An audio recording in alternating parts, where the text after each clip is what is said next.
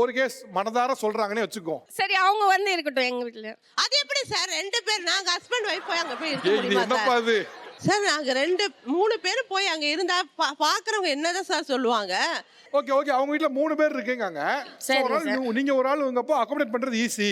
அப்படியெல்லாம் போக முடியாது சார். எப்படி போக முடியும் சொல்லுங்க? இவன் ஒரு ஆள் வரத்துக்கு யோசனை பண்றாங்க, நான் 3 பேர் வரணும். நாளைக்கு கண்டிப்பா அது ஒரு பிரச்சனை வரும்.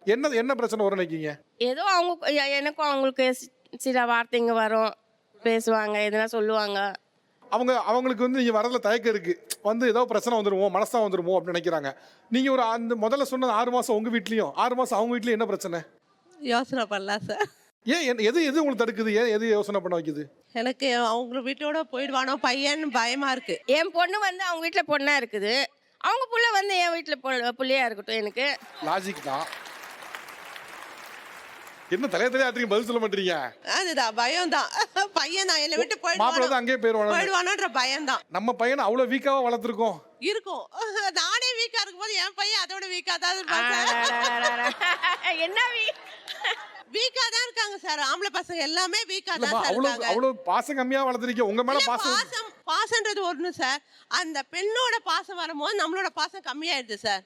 ஆனா நீங்க யோசிச்சு பாருங்களேன், உங்க பையன் மேல நம்பிக்கை இல்லைங்கிறது உங்க பிரச்சனையா அவங்க பிரச்சனையா? இல்ல சார், நானே எங்க மாமியார் வந்து என்ன அப்படி வளர்த்தாங்க சார். உண்மையாவே எனக்கு கூட சாப்பாடு போட மாட்டாங்க, ரொம்ப அப்படியே அளந்து தான் கொடுப்பாங்க. பையனுக்கு அப்படி சப்போர்ட் பண்ணுவாங்க. ஆனா இன்னைக்கு வந்து என் கூட தான் அவர் வந்துட்டாரு. மாமியார் கீழே தனியா இருக்காங்க, நான் மாடியில இருக்கேன். இதுதான் உண்மையா. உங்க பையன் என்ன தெரியுமா, நான் என் புருஷனை எப்படி அங்க இருந்து கொண்டு வந்தேன்னு பையன் பாத்துட்டான். இப்ப அதே அவன் பண்ணிட்டான். அதனால அந்த பயம் இருக்கு சார், கண்டிப்பா இருக்கு சார். ஓகே, இவங்க ரொம்ப அடமெண்டா இருக்காங்க. ஒருவேளை அவங்க வீட்டுல வந்து ஒத்துக்கல, 6 மாசம் இங்க 6 மாசம் அங்க ஒத்துக்கல, இப்ப நீங்க என்ன செய்வதாக உத்தேசம்? இல்ல சார், அது ஒத்துக்கணும், அவங்க கண்டிப்பா ஒத்துக்கணும்.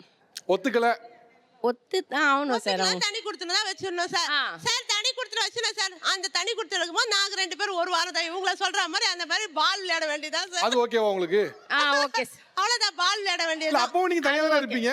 பரவாயில்ல, நீயும் நல்லா இருக்க கூட நானும் நல்லா இருக்கணும், அவங்க இருக்கட்டும் அப்படின்ற மாதிரியே நடந்துக்கிறாங்க. அப்படி எல்லாம் கிடையாதுமா, அப்படி எல்லாம் கிடையாது. ஒரு சில விஷயம் உண்மையை ஒத்துக்கணும். என்னன்னா, உங்க சைடுல கொஞ்சம் ஹேண்ட் அப்பரா இருக்கு. நான் எதை வச்சு சொல்றேன் அப்படின்னா, முன்ன இதை மாதிரிலாம் நீங்க பேசவே முடியாது. இப்போ இது பேசுறதுக்கான சூழல் அமைஞ்சிருக்கு. ஸோ அதனால கொஞ்சம் உங்க கை உயர்ந்திருக்கு. இப்போ என்னன்னா, அவங்க காது கொடுத்து கேட்க வேண்டிய இடத்துல அவங்க வந்திருக்காங்க. செய்வாங்களா மாட்டாங்கன்னு எனக்கு தெரியாது. இப்போ 2 பேரும் 6 மாசம் இல்லாம தனி கொடுத்துட்டு இருந்தா ஓகே. என்னம்மா இப்பதான் ஓகே சொன்னீங்க? Okay okay okay okay okay தானே? Okay sir. நானும் அங்க போய் 6 மாசம் இருக்க வேண்டாம், அவங்களும் எங்க வீட்ல வந்து 6 மாசம் இருக்க வேண்டாம். அவங்களே டெய்லி போய் பாத்துக்குவாங்க, நானும் டெய்லி போய் பாத்துக்குவேன். ஆனா எனக்கு ஒரு கண்ணு போனா எதிரிக்கு ஒரு கண்ணு போகணும்னு, அந்த மாதிரி நான் எக்காரத்தை கொண்டு விட்டு கொடுக்க மாட்டேன். நான் எந்த ஆனாலும் பாத்துக்கிறேன்டா. நானு நல்ல பாலிசிமா. பையனா நிம்மதியா இருக்கட்டும் சார். இதெல்லாம் பார்த்து ஒருத்தர் நிம்மதியா இருக்க முடியும்னு நினைக்கிறீங்க?